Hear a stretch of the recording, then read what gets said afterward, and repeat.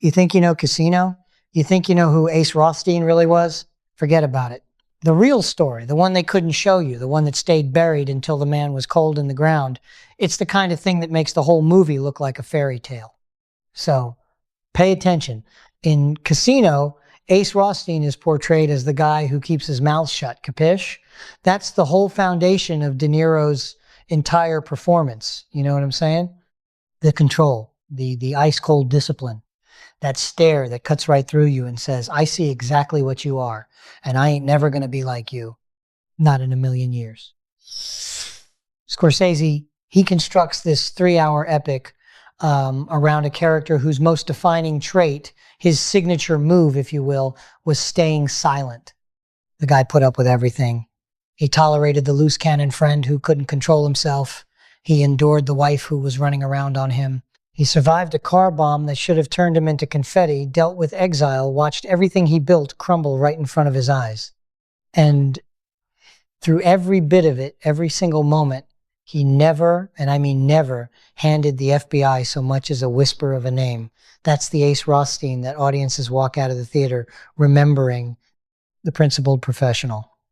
The operator who stuck to the code of a world that didn't deserve 1 ounce of his loyalty. But here's where it gets interesting. Real interesting. The actual Frank Rosenthal, the flesh and blood guy, he was FBI informant Achilles. Yeah, you heard me right. He'd been singing like Sinatra for years before Nicholas Pileggi even pulled up a chair to interview him. And what did he give them?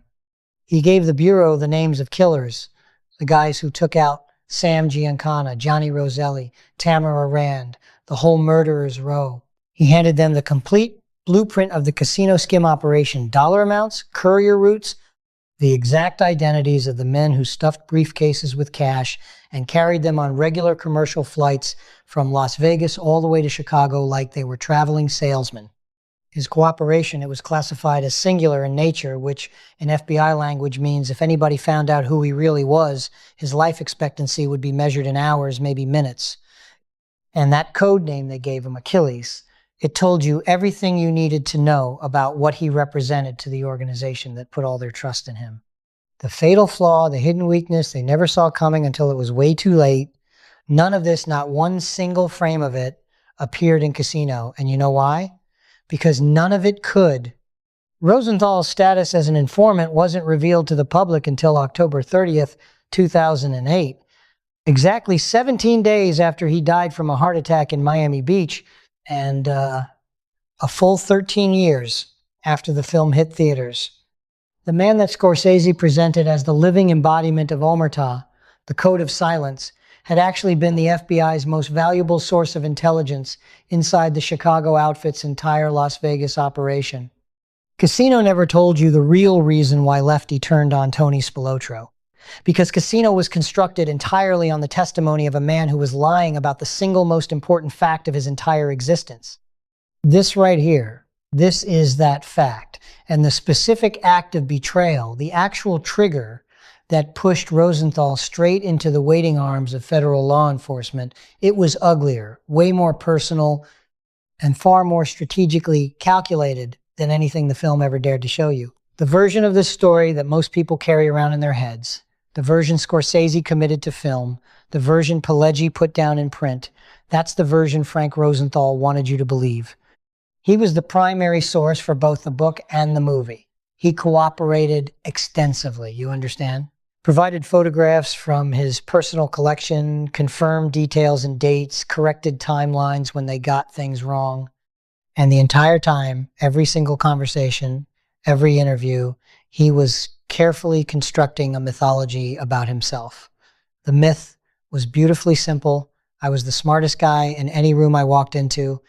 I was surrounded by people who had no self-control whatsoever, and I never betrayed a single soul. Every word of that statement is half true, which makes it a complete lie. He was the smartest guy in the room, no question about that. He was definitely surrounded by people who couldn't control their impulses. And he betrayed almost every single one of them, systematically and deliberately. Frank, and I gotta laugh when I say this, Frank Rosenthal was born June 12th, 1929 on Chicago's West Side. Jewish heritage, which meant he could never be formally inducted, never become a made member of the Italian-dominated outfit, no matter what he did or how valuable he became. That structural limitation, that ceiling above his head, it would define both his value to the organization and his vulnerability for the rest of his natural life. By the time he hit his 20s, he'd become the most feared illegal sports bookmaker operating anywhere in the Midwest. Sports Illustrated, a legitimate publication, would later describe him as the greatest living expert on sports gambling. And his talent, it wasn't based on luck or bravado or any of that nonsense. It was pure mathematics.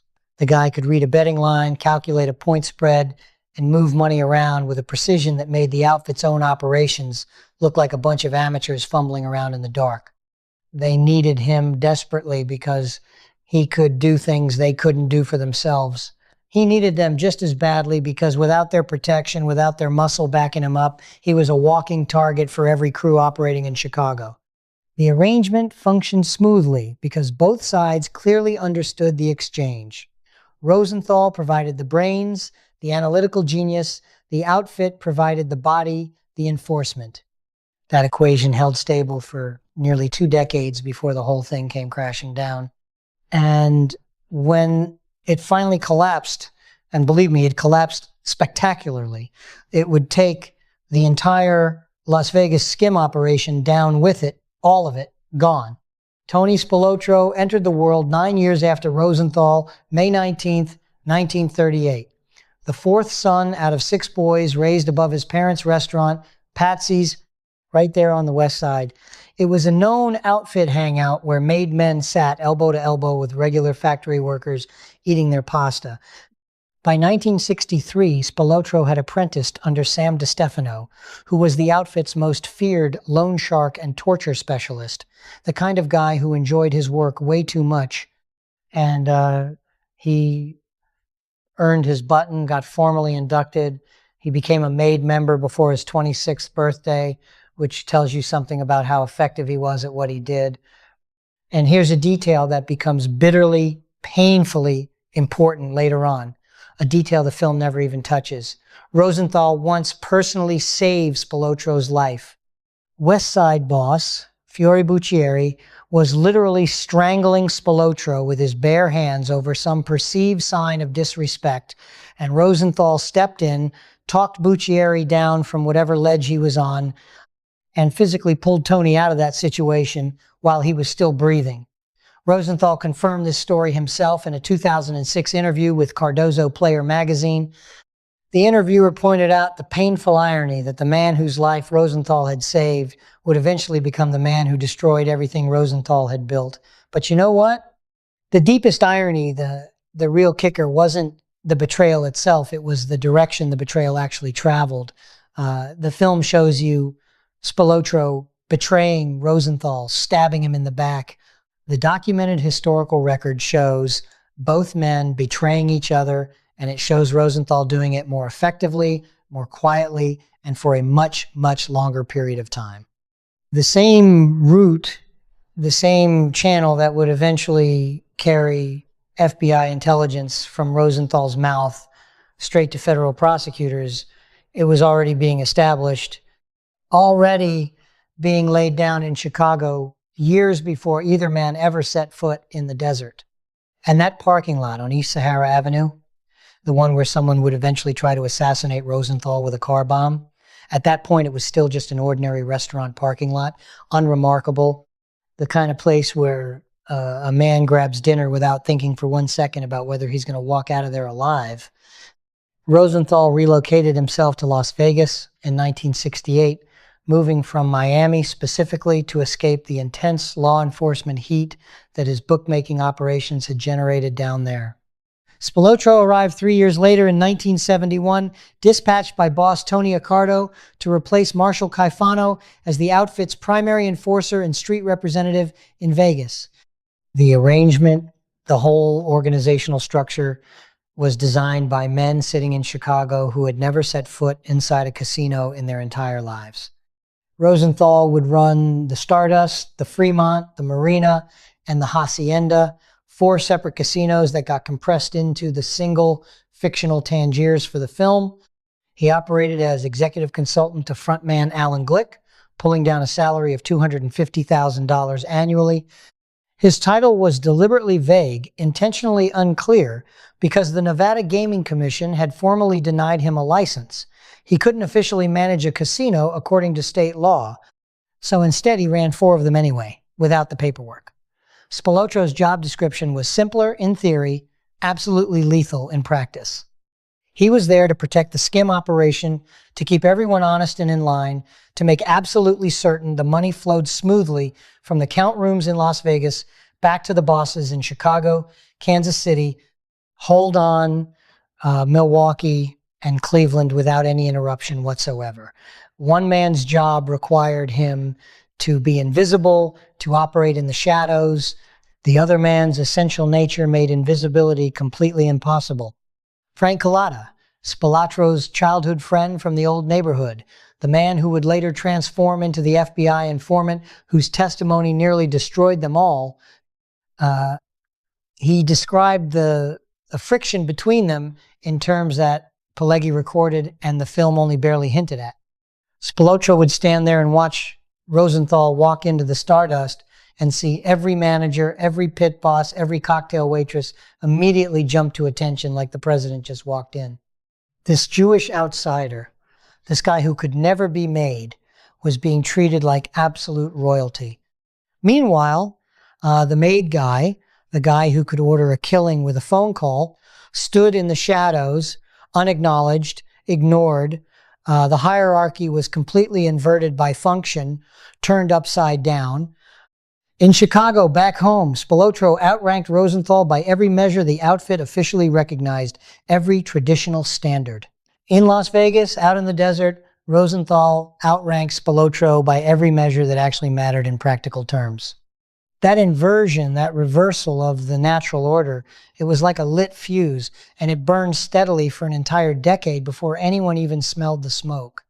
Here's a number that tells you exactly how this machine actually functioned on a day-to-day basis. Between 1974 and 1976, just a 2-year window, a single Stardust slot manager named Jay Vandermark rigged the coin weighing scales to siphon off somewhere between $7 million and $15 million before gaming investigators finally caught the manipulation. Vandermark disappeared shortly after. His body was never recovered, never found. And that was just one method, one technique at one casino over a 2-year period.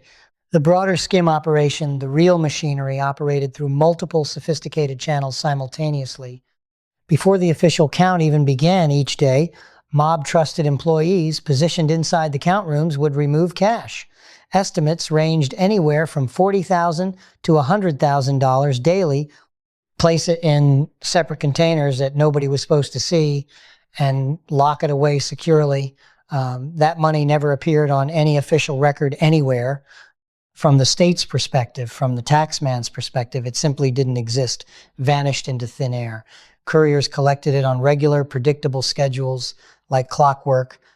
In May of 1981, FBI agents conducting physical surveillance watched a man named Bobby Stella leave the Stardust carrying what looked like an ordinary brown paper bag. Stella passed it directly to outfit member Phil Ponto, who transferred it to a man sitting in a rental car. That man drove to a highway rest area, sewed the cash into specially constructed hidden pockets inside his suit coat, flew commercially to Los Angeles like a regular businessman, then continued on to Chicago and went directly to visit boss Joe Aiuppa in person. The courier was positively identified as Teamster official Joseph Tallarico. Back in Chicago, Angelo LaPietra, known on the street as The Hook, served as the central distribution hub for all this cash. He kept Chicago's designated portion and dispatched separate couriers to Kansas City and Cleveland with their respective shares. When a serious dispute erupted between Milwaukee and Kansas City over percentage points and who was entitled to what, Chicago stepped in and imposed a 25% cut of the entire action as the price of their mediation services. The skim wasn't some casual side hustle. It was an industrial operation, a full-scale manufacturing process. Rosenthal ensured the inside operations ran cleanly and efficiently like a legitimate business. Spilotro was supposed to ensure the outside stayed quiet, that law enforcement stayed in the dark. One man did his job with precision and professionalism. The other man made his job completely impossible to execute. The film shows you one fracture, one break in the relationship between Ace and Nicky, personal, domestic, centered entirely on a woman, and a love triangle. In reality, there were 5 major fractures, 5 separate breaking points, and they compounded on each other, built on each other, multiplied. The affair with Jerry McGee was absolutely real, confirmed by multiple independent sources that had no reason to lie or coordinate their stories. Police intelligence files. Statements from Las Vegas Metropolitan Police Chief Ken Clifford, Cullata's direct testimony under oath, FBI surveillance photographs that captured them together, and Nicholas Calabrese's testimony at the 2007 Operation Family Secrets trial. Spilotro didn't just sleep with Rosenthal's wife behind closed doors. He flaunted it openly, rubbed it in everyone's face. Chief Clifford told investigators that Spilotro's entire attitude was one of open defiance, a challenge. He was essentially saying nobody could do anything about it. What are you going to do? When Rosenthal finally confronted Jerry directly, demanded the truth, she admitted it to his face. According to Cullata's detailed account, Rosenthal specifically warned Jerry not to tell Tony that he knew about the affair. He genuinely feared that Spilotro would kill them both, execute them, if he found out that Rosenthal was aware. The second fracture, the second crack in the foundation, was Spilotro's personal criminal enterprises, generating absolutely catastrophic levels of law enforcement attention. The Hole in the Wall gang, roughly 10 men, including Cullata, Herbie Blitzstein, Leo Guardino, and even a corrupt Las Vegas police officer named Joseph Blasco, burglarized an estimated 250 to 300 homes across Las Vegas, just ransacked the place. Spilotro imposed what he called a street tax on every single criminal operating anywhere in the city, demanded a cut of everything. His Gold Rush Limited Jewelry store, located at 228 West Sahara Avenue, openly fenced stolen goods and laundered money right there in a retail location. Federal agents conservatively valued his drug trafficking pipeline running through Arizona at $8 million a year, and that's probably low. Every single one of these operations, every criminal enterprise, drew FBI resources, federal attention directly to Las Vegas, resources that could have been deployed elsewhere, focused on other cities, other cases, if the man whose job was protecting the skim hadn't been simultaneously running a sprawling criminal empire of his own right on top of it. The third fracture was actually worse than most people realize. Even now, Spilotro was actively stealing from Chicago, from his own bosses. Cullata testified under oath that beginning in 1978, Spilotro started taking a secret 10 to 20% cut of all criminal proceeds in Las Vegas. Everything, burglaries, robberies, drug sales, all of it. And he explicitly told Cullata that no one back in Chicago was to know about this arrangement. Keep your mouth shut. After his eventual murder, investigators found extensive property purchases, real estate assets, all bought with money the outfit never saw, never got their cut of. Before I get to the fracture that changed everything, the one casino never showed you, the one that matters most, I got to ask you something. Knowing what Spilotro was doing behind Chicago's back, all the stealing and the heat and the disrespect, do you honestly think Rosenthal would have stayed loyal to the organization if the affair with Jerry had never happened? Really think about that for a second. Let me know what you come up with. The fourth fracture was institutional, structural. The birthdays, gifts, and home furnishings bust that went down on July 4th, 1981, when 6 Hole in the Wall gang members got arrested right in the middle of a burglary at 896 East Sahara Avenue. It led directly, like dominoes falling, to Cullata flipping in July of 1982.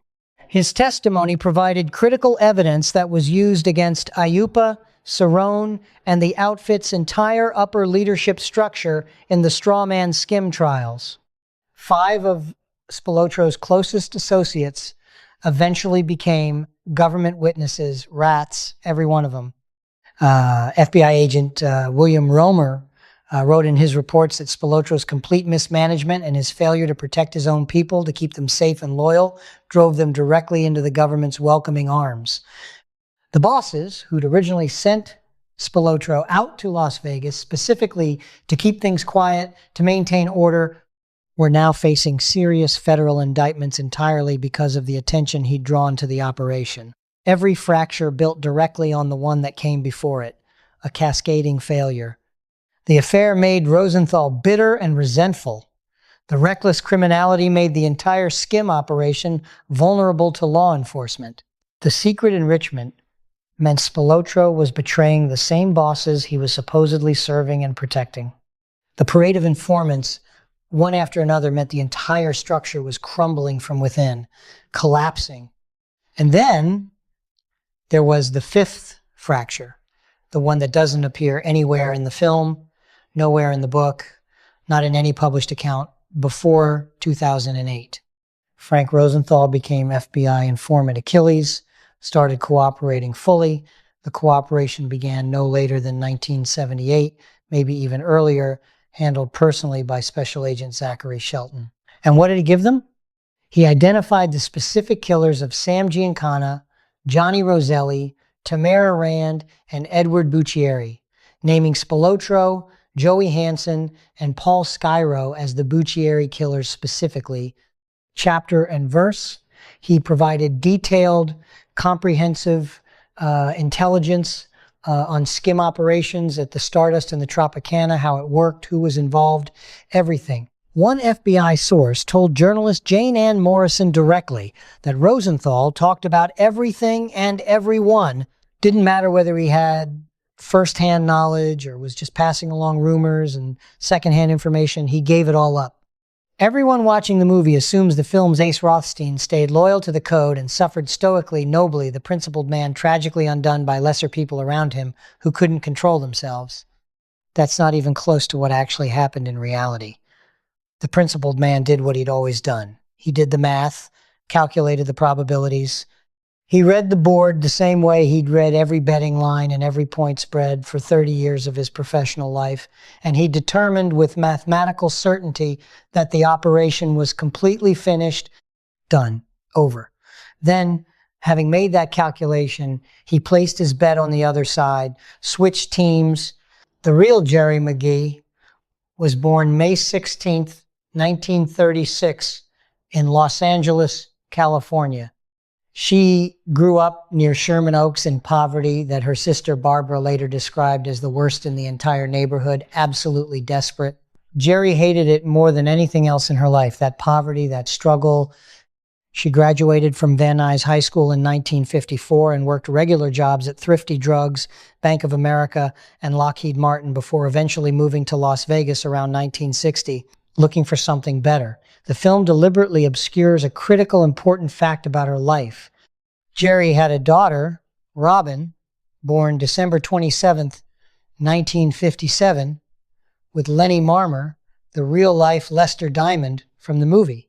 Marmer wasn't just some boyfriend or a pimp she knew. He was the biological father of her child, which made the bond between them far more complex, far more entangled than the film ever acknowledges or explores. By the late 1960s, Jerry was earning somewhere between $300,000 and $500,000 a year, hustling chips with high rollers, working them, while simultaneously drawing a chorus showgirl salary of roughly $20,000, her official income. She owned her own home outright. She had blue chip stocks in her investment portfolio. She was not some helpless woman rescued by a powerful man from a life of desperation. She was a woman with her own substantial money who made a calculated decision to marry a man with significantly more of it for specific reasons. Rosenthal married her at Caesar's Palace on May 4th, 1969, in front of 500 guests. The entire ceremony comped by the hotel, everything paid for. And here's the thing. He admitted it plainly, didn't try to hide it. He knew going in that Jerry didn't love him, not romantically. She married him for security, for strength, and for the protection his powerful connections provided, period. Their marriage produced 2 children, Stephen and Stephanie, and a domestic war that the film actually depicted with surprising accuracy for once. The September 1980 gun incident was real, actually happened. Jerry waving around a chrome-plated .38 revolver with her own name engraved right on the pearl handle, personalized. Nancy Spilotro, Tony's wife, pulled up in a blue Oldsmobile and physically wrestled Jerry to the ground in the street. The tied-up daughter detail was real. Rosenthal came home one day to find his own child tied by her ankle to a bed with a clothesline, restrained. And here is the detail, the fact that breaks the film's entire framework, shatters the whole narrative structure. Jerry Rosenthal was also an FBI informant, had the same handler as Frank, the same agent. Neither one of them knew the other was talking to the feds, cooperating. Think about that for a second. The couple at the absolute center of Casino, the marriage that Scorsese built his entire film around, the emotional core, were both secretly feeding the exact same FBI agent intelligence about the same criminal organization while living under the same roof, sleeping in the same house, and suspecting each other of everything under the sun except the one thing they were both actually doing behind each other's backs. Jerry's end, her final chapter, was grimmer, darker, more tragic than the film shows you. After the divorce was finalized on January 16th, 1981, she spiraled hard into drugs back in Los Angeles. In 1980, police arrested her trying to undress on Sunset Boulevard while heavily intoxicated, out of her mind. She was placed in a straitjacket and taken to Harbor General Hospital for psychiatric evaluation. She was discovered heavily drugged, barely conscious, in the lobby of the Beverly Sunset Hotel on November 6, 1982. And died 3 days later on November 9th at age 46, gone. The official cause of death was ruled accidental overdose, a lethal combination of cocaine, Valium, and whiskey in her system.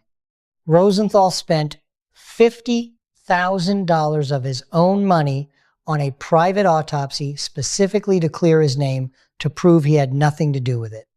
If this is the kind of story, the kind of deep dive that keeps you here, that makes you want to know more, a subscribe means I keep making them, keep digging into this stuff. The steel plate was never designed or intended to save anyone's life, had nothing to do with safety. General Motors installed it under the driver's seat of certain 1981 Cadillac Eldorados to correct a factory balancing problem, a production line fix for a car model that sat unevenly on its chassis, wobbled. On October 4th, 1982, Frank Rosenthal finished dinner at Tony Roma's restaurant on East Sahara Avenue, walked calmly to his Cadillac in the parking lot, turned the ignition like he'd done 1,000 times before, and detonated a bomb that had been professionally wired beneath the car, set to blow. The blast blew out the entire driver's side door and sent fire ripping through the interior of the vehicle. Rosenthal suffered burns to his legs, his face, and his left arm, serious injuries. But he walked away alive, survived, because a piece of metal installed to correct a wobble, to fix a manufacturing defect, deflected the force of the explosion away from his body at the critical moment. The bombing remains officially unsolved to this day, nobody charged. At least 4 different parties had clear motives to want him dead. Spilotro is the popular suspect, the one everyone assumes, but the strongest documented evidence actually points to Frank Balistrieri, the Milwaukee boss known to law enforcement as the Mad Bomber, a guy with a reputation. Weeks before the attack, FBI wiretaps captured Balistrieri specifically blaming Rosenthal by name for the legal troubles that had prompted Chicago to demand 25% of Milwaukee's skim, cutting into his money. Ballistrieri told his own sons directly that he intended to get full satisfaction to settle the score. Kansas City bosses who strongly suspected Rosenthal was already a government source, already talking, are also in the frame as possible suspects. Joe Agosto, the Tropicana's entertainment director and Kansas City's inside man in Vegas, had been caught on FBI wiretaps as early as 1978, calling Rosenthal a snitch who would bite the hand that feeds him. Exact words. The FBI offered Rosenthal the witness protection program immediately after the bombing, offered to hide him, relocate him, give him a new identity. He refused outright, turned it down flat. He would not disappear into obscurity. He would not change his name and become someone else. He would not hide like a coward. Instead, he would leave Las Vegas on his own terms, which he did within months of the bombing, and he would keep feeding the FBI intelligence, keep cooperating on the men who may or may not have tried to kill him. The car bombing was the crisis point, the turning point, not because it almost killed him, not because he almost died. It was significant because it confirmed what the odds, what the mathematical probabilities had already told him with certainty. The operation was completely finished, dead in the water. The skim was collapsing under the crushing weight of federal indictments piling up. The men in Chicago were going to prison, getting convicted one after another. The man who was supposed to protect the machine, keep it running smoothly, had turned it into a federal target, put a spotlight on the whole thing. Rosenthal had been cooperating for years already at that point, but after the bombing, after someone tried to blow him up, the cooperation wasn't cautious anymore, wasn't selective. It was total, complete, everything. He left Las Vegas and he didn't look back, not once. He walked away from a car bomb that should have killed him. The FBI offered him witness protection to save his life. He turned it down cold and kept feeding them information anyway. I got to ask you, what do you think was driving that decision, that choice? Revenge against the people who tried to kill him? Pure survival instinct? Or something else entirely, something deeper? Think about it. The casino got the cornfield scene right, got the general idea. It got almost everything else about it wrong, completely wrong. In the film, the Spilotro brothers, played by Pesci, and his actual brother, in a nice touch, are beaten with baseball bats in an open field and buried alive while they're still conscious. Dirt filling their mouths as they gasp for air, trying to breathe. The scene is Scorsese's single most visceral, most brutal sequence in the entire film. It's also his best guess, his educated speculation. The actual details of how Tony and Michael Spilotro died, the real circumstances, weren't revealed publicly until the 2007 Operation Family Secrets trial, 12 full years after the film was released in theaters. What actually happened, the truth, was this. On June 14th, 1986, Tony and Michael were lured, deceived, brought under false pretenses to a home in Bensonville, Illinois, a DuPage County suburb located near O'Hare Airport. Tony had been promised that he was being promoted to capo, moving up in the organization. Michael had been told he would be formally inducted as a made member, finally getting his button. In the basement of that house, approximately 15 men were waiting for them, a whole crew. There were no baseball bats involved, nothing like the movie shows. The brothers were beaten to death with fists, knees, and feet, just raw brutality, stamped and pounded. Nicholas Calabrese, who was actually present in that basement and later testified for the government, described Tony asking a single question before the beating began, just one thing. "Can I say a prayer?" That was it. Their bodies were stripped down to their underwear, driven to a cornfield near Enos, Indiana, and buried in shallow graves, one body on top of the other, stacked. They were discovered 9 days later on June 23rd by a farmer. James Marcello was ultimately convicted for ordering the murders and sentenced to life in prison without parole. The film also shows its Collada character, Frankie Marino, played by Frank Vincent, actively participating in the killing, helping murder them. The real Frank Collada was in federal witness protection at the time this happened and had absolutely nothing to do with it. Wasn't even in the state. The outfit killed Spilotro for the cumulative damage he'd caused over the years, all of it adding up. The federal indictments, the informants he'd created through his carelessness, the law enforcement heat, the secret enrichment and stealing, the affair with Rosenthal's wife, the disrespect. But here's what they never knew, what they didn't realize. The intelligence that built many of those criminal cases, the detailed information about the skim, the courier routes, the names of killers and operators, it came in significant part from the man they trusted to run their casinos, to manage their most valuable asset. They killed Spilotro for destroying the operation, for bringing it down. They never knew, never suspected that the man right beside him, the man they trusted completely, had been helping destroy it systematically from the inside for years. Frank Rosenthal rated De Niro's portrayal of him 7 on a scale of 1 to 10, gave him a solid B. He specifically objected to the juggling scene, made a point of it. He insisted he never juggled on his television show, The Frank Rosenthal Show, which he personally hosted at the Stardust for years. About Jerry, about his dead wife, he deflected entirely, wouldn't engage. Distasteful, bad memories, that's all he'd say. About Spilotro's murder, about Tony getting beaten to death in a basement, he offered a single sentence that tells you everything you need to know about the temperature of his bitterness, his anger. Even decades later, when the wound should have healed, he said, and I quote, he was glad he hadn't been asked to be one of the pallbearers at the funeral. That's cold. That's ice cold. He settled first in Laguna Niguel, California, stayed there for a while, then eventually moved to Boca Raton, Florida, where he ran a sports bar called Crocs, stayed in the game. His final address where he died was a condominium in the Fontainebleau's Treasure Tower in Miami Beach. Nice place, expensive. He ran the website frankrosenthal.com, offering gambling tips and advice and maintaining a carefully curated photo gallery of his glory days. Lefty with Sinatra, arm around him. Lefty with famous athletes, celebrities. Lefty at the tables. In his element, he consulted for offshore sports betting companies, made money that way. He appeared on Dateline, Nightline, Frontline, and A&E, did the interview circuit.